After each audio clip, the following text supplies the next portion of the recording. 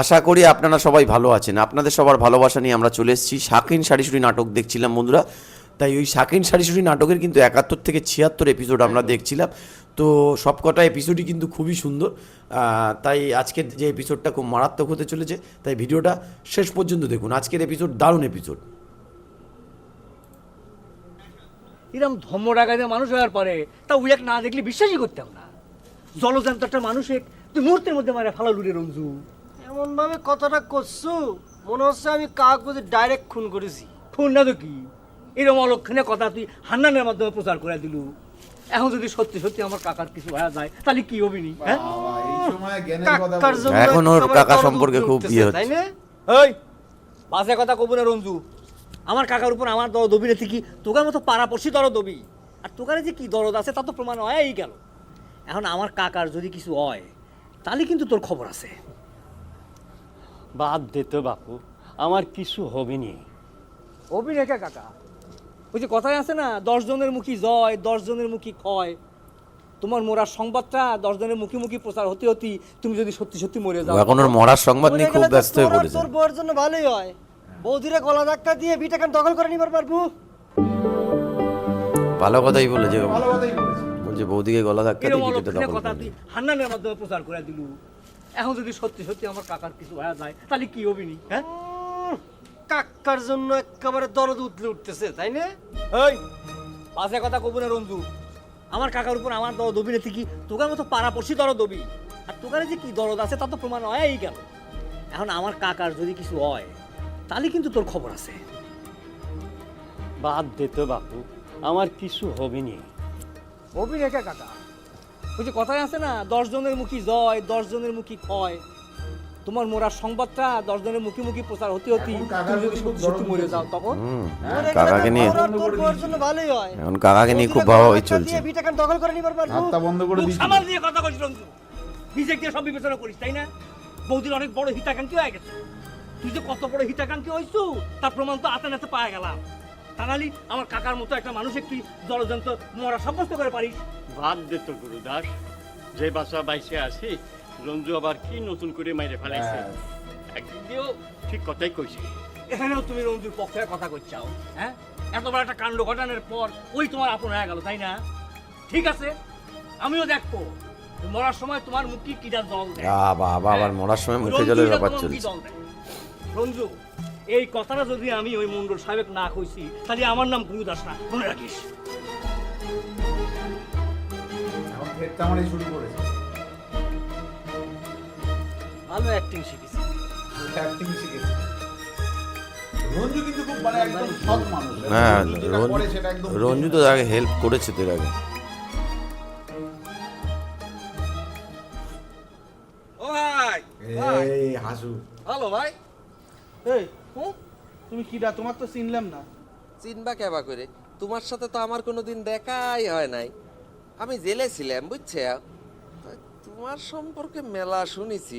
তোমার চেহারা শরীরের যা বর্ণনা শুনেছি তাতে বুঝে ফেলাইছি তুমি হচ্ছে আমাদের বাংলার হাতি, তাই না? এই বাংলার হাতি বললো না? সারিসুরি গ্রামের সকলে কল আমাকে আপনি করে কথা কয়। কথাটা কিন্তু পুরোপুরি ঠিক হইল না হাতি সাহেব। আচ্ছা। দুই একজন আছে যারা তোমারে তুই তুকারি করেও কথা কয়, সেই রিপোর্ট কিন্তু আমার মানে কাছে রুইতনের আছে। কথা বলছি। এই স্যাংরে, তুই বেশি কথা কও। এই তোমার নাম কি? হ্যাঁ, গায়ে ভরে কথা কওয়ার জন্য আমি তোমাকে ডাকিছি না। না তুমি দেখবে কে? তোমাকে দেখে আমারই কথা কবার ইচ্ছে হইলো। আমার নাম হচ্ছে আবুল হাসেম, গায়ের সকলতি আমার হাসু কয়া ডাকে। ও বাবা। আচ্ছা হাতি ভাই, হাতি হয়। সত্যি করে একটা কথা কও তো, তোমার এত বড় পাহাড়ের মতো একটা শরীর, তুমি কোন বয়ে রুইতনের মতো 3 ফুটি একটা মানুষের ব্যাস পা এবার ধরছিলে রুজদানকে নিয়ে কত? পড়ে গেল। এই কোন শালা কইছে রে যে আমি রুইতানে পাও ধরা ধরেছিলাম? এতক্ষণ ভদ্রতা দেয় কিছু কইনি জন্য একেবারে ঘাড়ে সরে বইছিস নাকি? আর একটা যদি কথা কইস তাহলে তোকে তুলিয়ে কাছার মারি দেবো। আমি তো তোমাকে তুলবার পারবো না, বুঝছো? কিন্তু বেশি গরম দেখালে আমি কিন্তু ওই রুইতনক দেখতে পারি, যদিও তার সাথে আমার সম্পর্কটা ভালো না। এই শালা, এই তুগারে আগে বিষে খালি পাইলি শালা, কেবা করে সাইজ করা লাগে শালা দেখা দেবো না। এই শালা মুখে যা আসে তাই কও নাকি? এই রুইতন, রুইতন। শালা যা আসে রুইতন রুইতন বলে ওকে ভয় দেখাচ্ছে। তা মানুষের মাথায় যে বুদ্ধি এত কম, আউডা এই হাসু কিন্তু একটা মারাত্মক ক্যারেক্টার। ও যতবারই এসছে ও ভয় দেখাচ্ছে, এ করছে। এখানে কি সবাই তোরে এত করে কইলাম এই গ্রামে থাই আয় আর অপমান হইতার ন কি রে আয় অপমান হলে তোর ভালো লাগে কেন? এই মুজা সাহেব, আপনি নাকি উঁচা বংশের সওয়াল, বংশের ওজনে সারি সুরি গায়ের মাটি প্রায় তাই যায়। এত ওজন নিয়ে বউর সঙ্গে তুই তুকারি করে কতক্ষণ কিসের জন্য? অভদ্র কোনে কার? আয় কিন্তু এনে অন্য কোনো মানুষের লগে আয় কথা কইেন না, কথাটা তোর বাইরে তুই কই দে। না, কথা না কলি তো হবি না মুজা সাহেব, কথা কওয়া লাগবে এবং সেটা ভদ্রলোকের মতোই কওয়া লাগবে।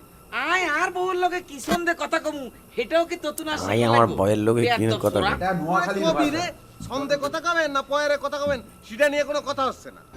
কথা হচ্ছে আমার বোনেকে আপনি তুই তুকারি করতে পারবেন না, এটা শেষ কথা। বউর লগে তুই তো করি করেন যাইতো না, এটা কোনো আইনে আসে নি রে বেটা। না, এত আইন কানুন বুঝার তো আমার দরকার নেই।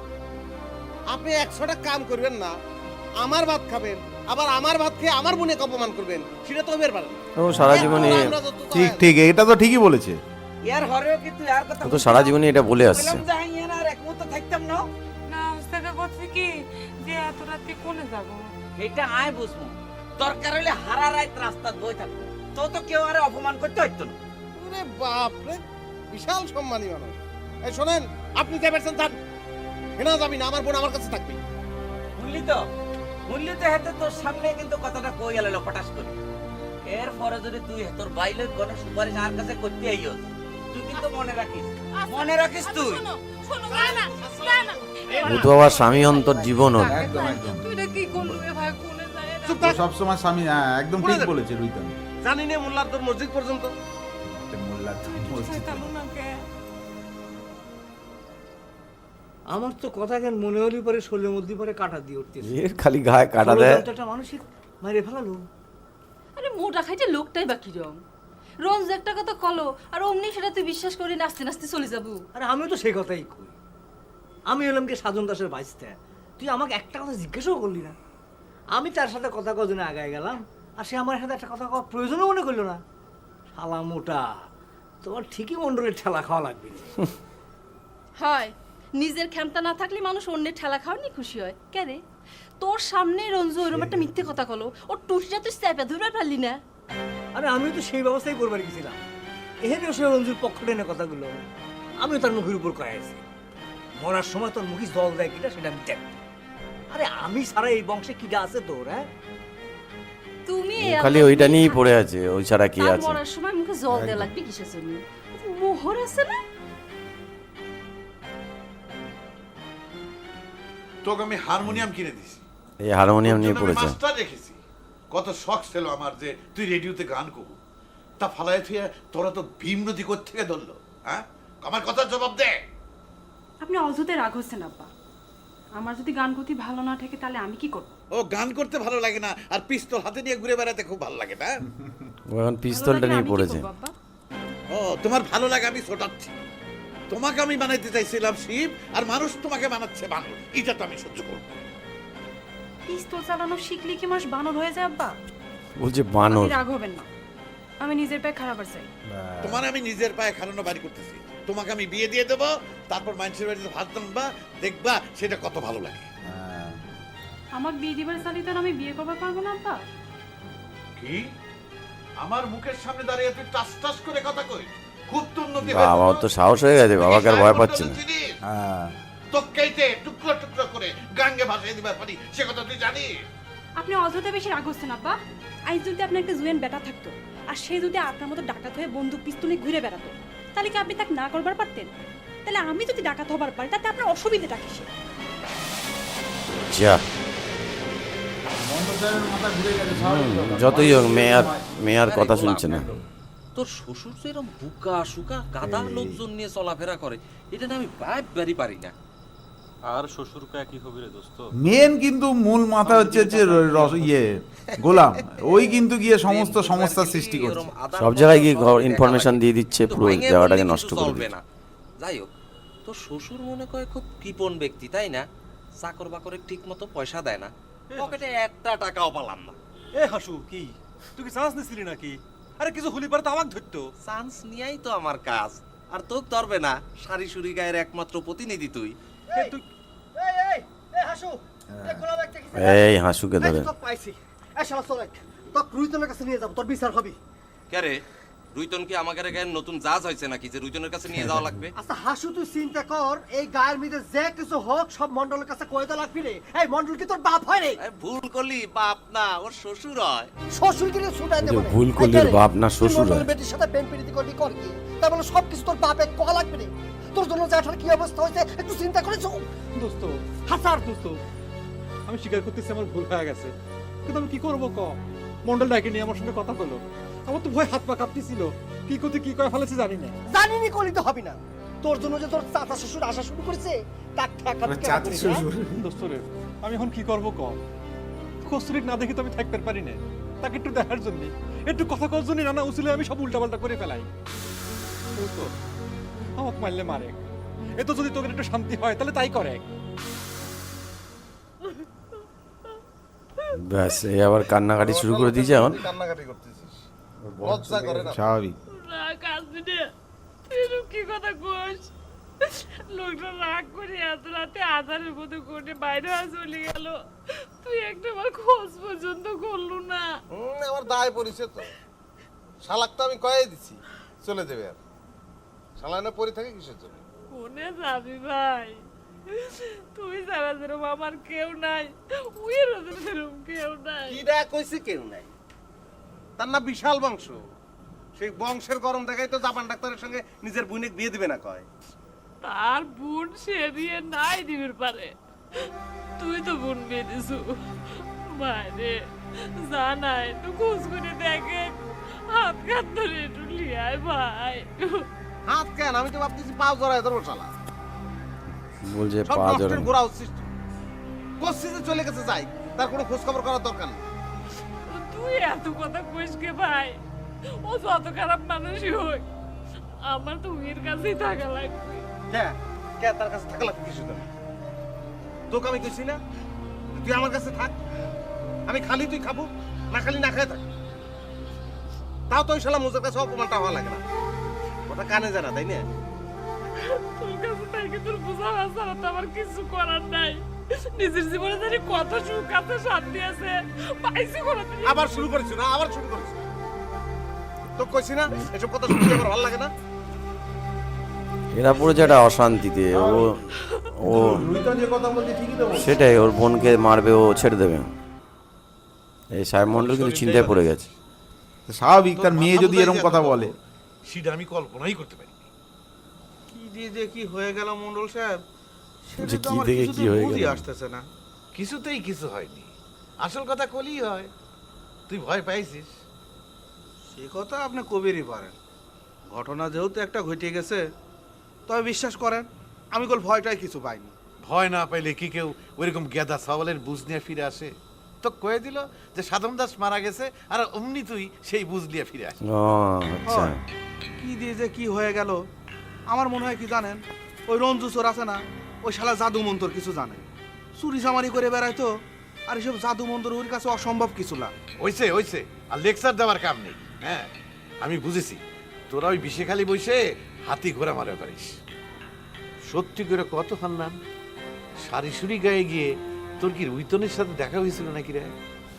ওরে আল্লাহ রে, আমি আপনি কতবার করে কব যে ওই রুইতনের সাথে আমার দেখা হয়, আর যত গন্ডগোল সব তো আপনিই পাকাত হয়েছেন।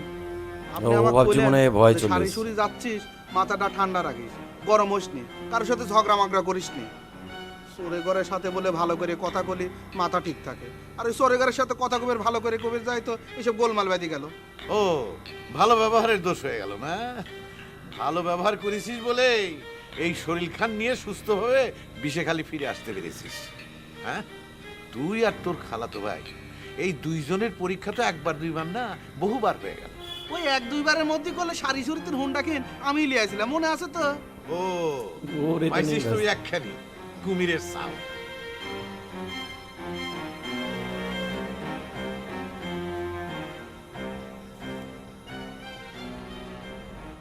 তা তোর বাপ কি পিস্তলের জন্য বকাঝকা করেছে? আবার এই পিস্তল নিয়ে শুরু হয়েছে কেন? কইছে চাচি। দেখলি তোর বাপের আচার ব্যবহার দেখলি সব কিছুতে রাগারাগি। আরে সাওয়াল বল শখ করে কত কিছু করে, মুরব্বিতে সব কিছুতে নাক গলালে চলে? গান গাওয়া বাদ দিছি তো সেজন্য রাগ করিছে। গানটা তুই গাইলেও পারতিস রে কস্তুরি। হারমোনি বাজায় গান কলি কি আর দস্যু ফুলুন দিবি হওয়া যায় চাচি? ফুলন দিবি দেখ হতে মেয়ে চাইছি। কথা, রসুন রে কইছিস সুলতারা রাজিয়া হবি, এখন করছিস ফুলন দেবী হবি। হঠাৎ করে এইসব মাথায় ঢুকলো ক্যারে কস্তুরি? ও মা, আপনি না কোন আমার বাপ চাচারে ডাকাতি করতো? তা অবশ্য মিথ্যে ও না। অন্য গেম খেলছে। তাহলে আর কষ্টের কে? হঠাৎ করে আমার মাথায় এসব ঢুকিছে।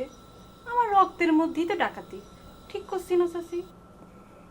তো বন্ধুরা, অসাধারণ কিন্তু একটা এপিসোড দেখলাম আজকে। যে এপিসোডটা একটা দারুণ এপিসোড। এদিকে কিন্তু দেখতে পাচ্ছেন মণ্ডল সাহেবের মেয়ে কিন্তু এটা অন্য চাল খেলছে।